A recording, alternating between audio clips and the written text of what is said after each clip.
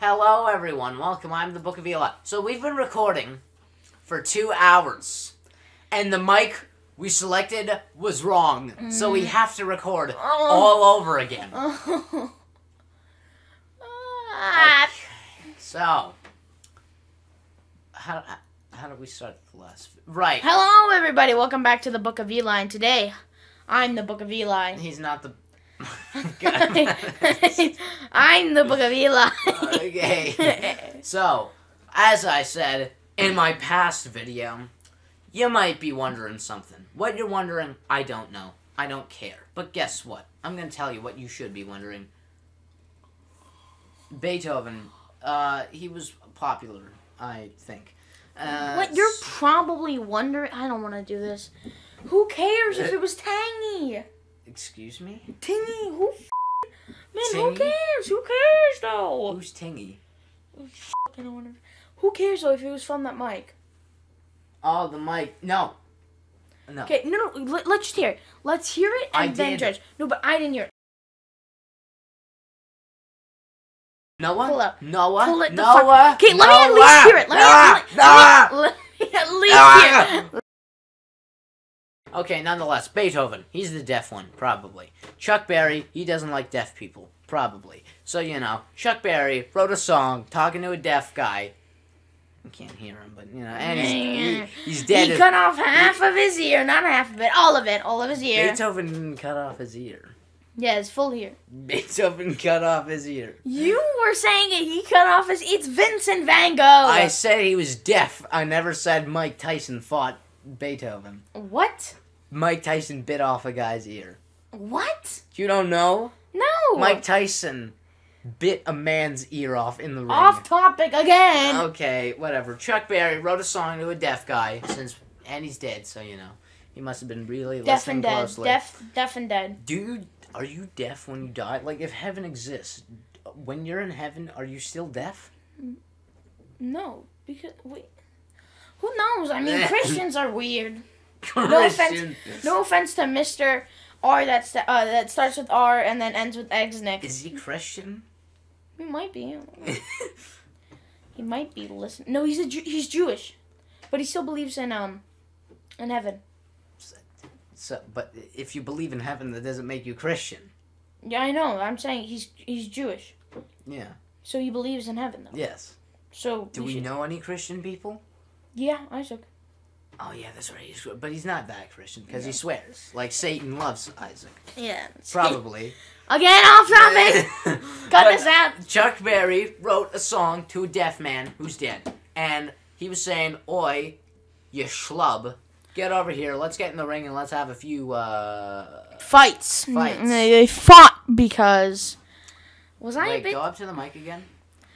They fought. That was probably too loud. Yeah, it's picking things up. My God, I hate it when you do that. Which is why the chorus... oh, wait, I should probably start over. Chuck Berry wrote a song to a deaf man. It was bluesy rock, because that's what was hip back in the day. And personally, I don't like it. And classical music wasn't nearly as popular, but it was still there. And Chucky boy, he didn't like that, right? He looked at Beethoven, and he went... You schmuck. Yeah. I don't want you anywhere in my building. Okay, the manager, also known as rock and roll, is going to kick you out, and then you're going to go to the bottom and guess what happened? Right as Chuck Berry was saying that, manager kicked him out of his own apartment, because managers at your work run your apartment. Yep. And then, yep. and then he kicked him out. And as Beethoven was deaf, walking down the stairs, all mopey. All he saw was the Beatles and Elvis Presley going up the stairs, and then the Beatles turned around, kicked Elvis Presley down the stairs, and said, "Get lost." And then Elvis Presley rolled under Beethoven's legs, causing Beethoven to slam his head against the stairs. Yep. And Chuck Berry... Right as that happened, he sensed the disturbance in the force, but it was a good disturbance, so it wasn't a disturbance. And when we're painting such a picture here. And what he did was he immediately pulled out his guitar and he just went, I'm gonna write a little letter, gonna mail it to my local DJs. Because that's the first lyric of the song. And he started saying, roll over Beethoven. And he said, roll over, get the hell off the stairs. I don't want you here. I don't want your corpse here. I don't want you. I don't want you here. I don't want to look like this. Okay? And so that's the meaning of the song. That entire thing we explained is the meaning. Yeah. The lyric relation to the world. The lyrics are related to the form of popular music back in the music back in around the 50s, and a little further in time, and how rock and blues music is taking over popularity from classic music, and how classical music, and how Chuck Berry wanted to be the next Beethoven or something, probably. Something probably like that. I don't know. Now, world problems. Listen, Mr. R. Esnick. We're keeping his name out of this, but you as much as Mr. R. Esnick said, this is not true. But personally, I'm sensing a hell of a lot of partiness in the song, especially when he's talking about a girl who can wink like a glowworm, and she's like swimming around with the jukebox. Yeah, she's got a lot of dimes. Yeah, she's got a lot of dimes. The music will never stop now. But here's the problem: people's eyes don't glimmer like a glowworm. So obviously, the Beatles are high. Now, I'm not saying all of them are. You mean Chuck Berry? No, the Beatles, because the Beatles talked about how... oh, yes, I think George Harrison just heard the song and kind of winged it. Yeah, he probably might. Yeah, anyways, nonetheless, this song, this World Problems, I've been told this is not true, but everyone was high back in 1956. We all know that. They were all off their crack pipes. Okay. And they were all drunk, especially in the bar. What do you do when you're in a bar? You get drunk. And then you drive, and then you hit 12 people. A head-on collision happens. You go flying out your windshield into your house. You smoke weed. Yep. You take LSD. You get back in your car. And you just go flying off the cliff. Play that... Cliff? Wait. Cliff. What is this? Up? Cliff. Your house is right next to a cliff? Yes. You fly off the cliff from up and insert the photo or clip from Family Guy. Softly blows o'er Lullaby Bay. That's what happens in 1965 daily. You don't want to end up like that 1956. person. Yeah. Daily. You don't want to end up like that person. Do you know how many deaths were caused in 1956 by drunk driving? Hey, Google. How many deaths occurred from drunk driving in 1956? This came back from a search. Supposedly, no drunk driving accidents occurred in 1956. No, it says here 9. 9 occurred in Canada. I don't know if that's true, but... So that is proof 9 people died from drunk driving. So that is proof everyone was high and driving. People in 1956 must have been really good drivers. Oh, never mind. I found it out. Nationally in Canada, there were 77... I don't know if this is per year or per month. It's something. 77 drunk every day. driving. 77 head-on collisions every day. And that's why you don't drink and drive, okay? We're not from MAD, MADD, from Government of Canada, the MAD campaign. The Matador. What? But I'm just saying, if you drink and drive, you're gonna kill. You're asking to die. Yeah, if you drink and drive, you're asking to die. You're straight up calling the Grim Reaper and going, "Hey, dinner bell's ringing, boy." Like, come kill me, come eat me. Like that scene from Predator. Roll the clip. Do it. Do it. Come on. Come on. Kill me. I'm here. Kill me. I'm here! Kill me! Come on, kill me! I'm here! Come on! Do it now! Kill me! Exactly like that. If you drink and drive, you die, and that's what the meaning of the song was. Probably. I don't think that probably. That probably wasn't, but it was probably. Listen, the guy was in a bar. Let's face it. When you're in a bar, you're driving home, and probably. Probably. When you drive home, you die. He might have gotten an Uber. I know it's 1956, but I don't know. When you drive home, you die. Yeah. Even if you're not drunk, you still die. Now, a problem for us personally, no, I enjoy classical music, but for me, the Beatles, Chuck Berry, I like them more. Now, Vincent Van Gogh. What are your problems with classical music? No. What is your problem with this song? Okay, well, let's get up close and personal. To be honest, I like classical music. I think it's good.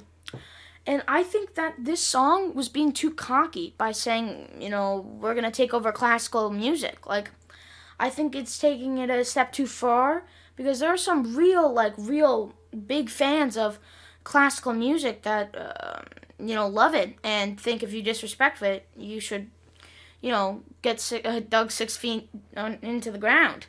So, I don't typically have a problem with it. I just think it's a bit cocky to say this, but other than that, I think it's fine. Just to be clear, George Harrison did not write Roll Over Beethoven. If you're gonna hate on someone, hate on Chuck Berry. Hate on good old Chucky boy. Chuck Norris. Chuck Norris wrote Roll Over Beethoven. Now, yeah. This part, we kind of winged it last time. It was pretty good, but let's see if I can remember my story the way it was told. Any of the lyrics relate to issues in the world today? I don't think we covered that. Yes, corpse husband being popular. Don't freaking... Don't even talk to me. Listen, if you like corpse, don't at me or come at me, but he kind of sucks. He kind of sucky like a ducky. Like urine. Like urine.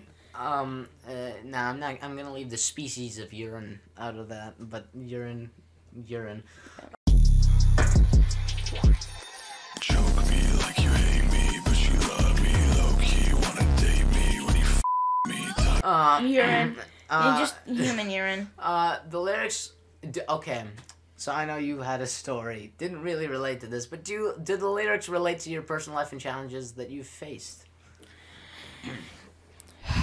Let's get up close and personal. Don't whisper to the mic. Let's talk about, no, this isn't a sad story. I don't know why I sighed into the mic, but, I wanted to talk about this guy. I was going on a cruise, right? And, there's a penis on there.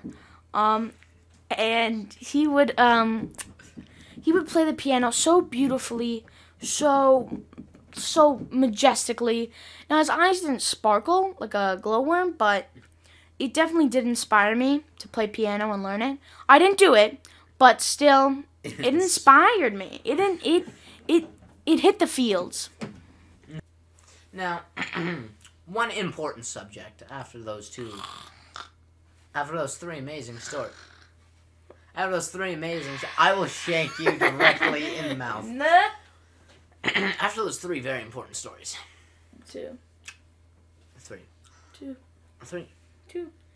You do the bus one and then that one. And yours. But that's okay. Mine was at least real. Okay, one of mine was real. The Billy Irish, but like it was exaggerated, but it was real nonetheless. I was kicked out in the hallway though. Freaking Mr. Corpse Hipperson. husband. I'm not blaming Corpse husband for that. Nonetheless. Now, I have an important question for you. Do the lyrics relate to any personal challenges that you faced in your life? No, we've already done this. No. Do the lyrics include metaphors of real world we didn't do that. problems? Because you can't. Okay, listen, let's be real. Beethoven rolling over is not an issue. It's not. It's simply just a song that was cocky that a lot of people enjoyed. It's a bumpin' tune. Yeah, it's a driving and kiving and biving tune. You just gotta. You just gotta listen. And Mr. Art One Esnick, second. could you One please second. mark us with sympathy points? Listen. You gotta take in. You gotta listen. You gotta listen to the song, and you just gotta appreciate it. Roll the clip.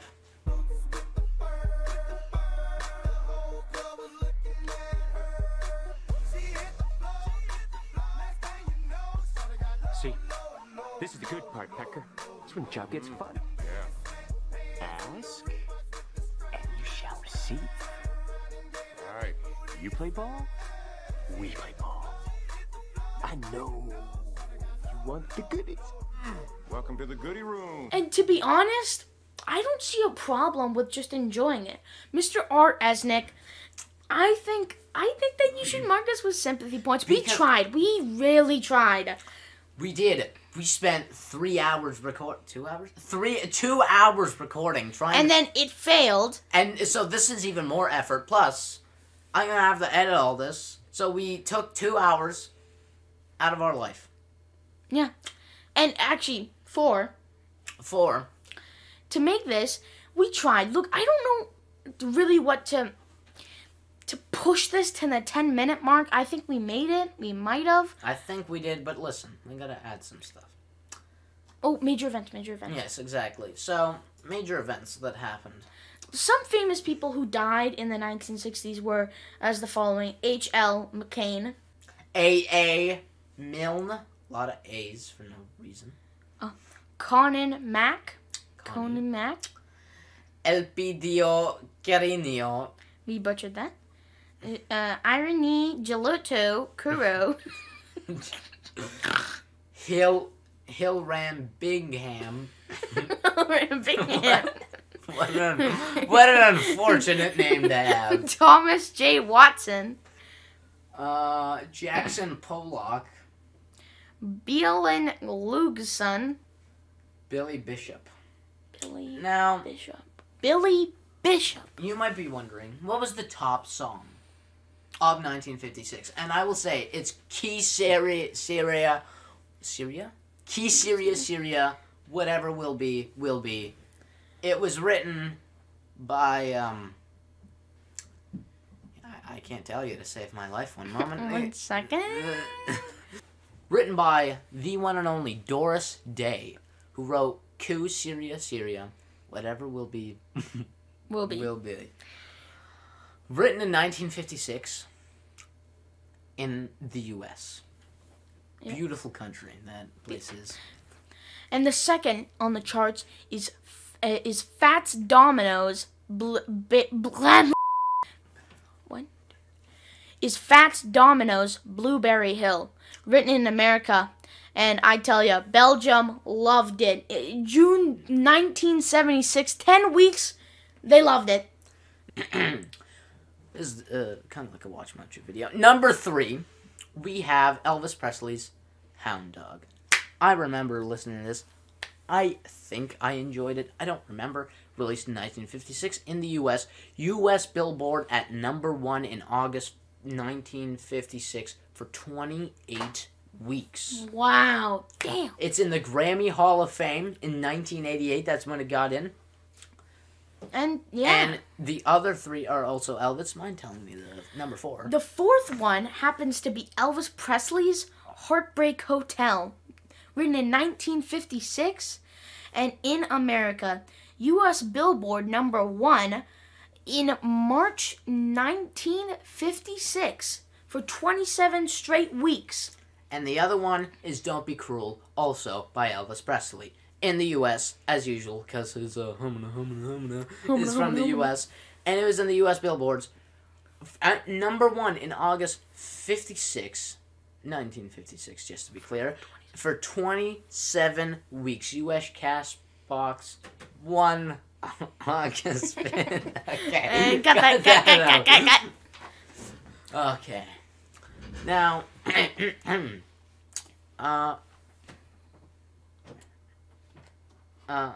Remember, We're gonna cut out the other part, but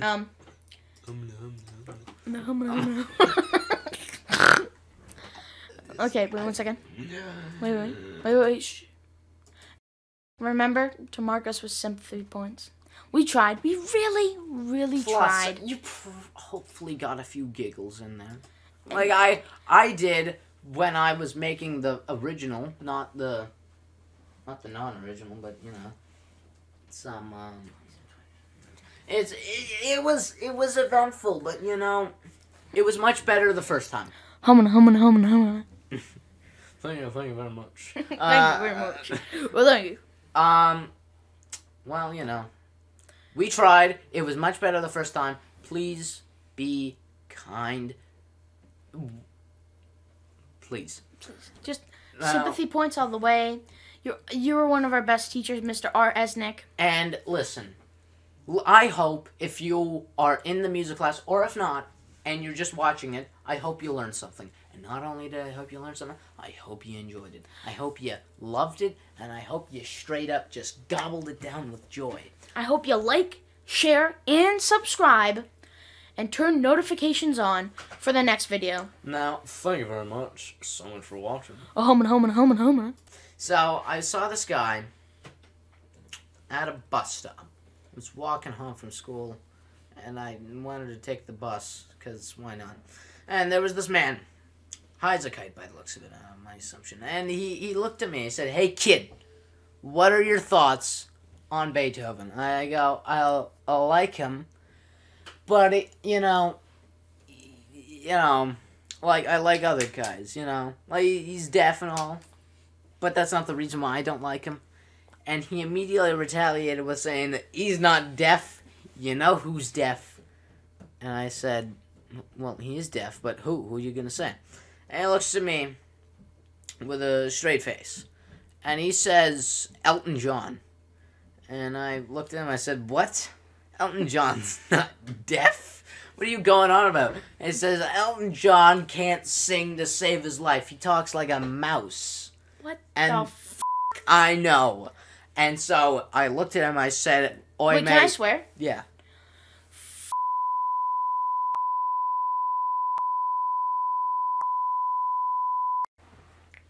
I looked at him, I said, oi, mate, wanna tussle? And he said, you know who can sing? Beethoven. I said, you know what? I've had enough of you. And I went fist to cuffs with him. We tussled, we rustled, we bustled, we cussled, we hustled each other. We met each other daily with a good beating. I would win every time. We all know me. I'm tough. I'm big boy Eli. I'm scary and I'm big. He's big in the brain. I can discombobulate anyone I please. Now, this man lost every time. And if you want a juicier story, one that's actually true, am I claiming that the last one wasn't true? No, but I'm saying if you believe it, You're stupid. You're stupid. If you believe it. Okay, let's just cut. Okay, No, this no. is not going in. My second story is I was in music Future class. Eli, remember to cut this. I was in music class. And there was this girl there talking about. Can you tell this in your head? No, talking about. Oh my god. No, I stop heard interrupting me. It's not even gonna go in. It might go in. Nah. There's this girl. I don't remember her name. I don't care to remember her name. Disgraceful human being. Spoke of Billie Eilish. Irish. Billie Irish, and you know. Billie Irish. She looked at me and said, Billie Eilish is the best musician. Billie. And she said, don't at me or come at me. And I said, I'm at you real hard. And I said, I'll name 10 people better. Starting with Corpse Husband. What was the Beatles and every other Beatle except Ringo. Every Beatle. And you know, she said, you know what? That's not true at all. I started to go off like a rocket ship. Going on a ship in our favorite rocket ship. You been going on a trip? Anyways, I was kicked out of class. I was sitting out in the hallway. I knew I won the argument. I knew I was tough. And I knew I won.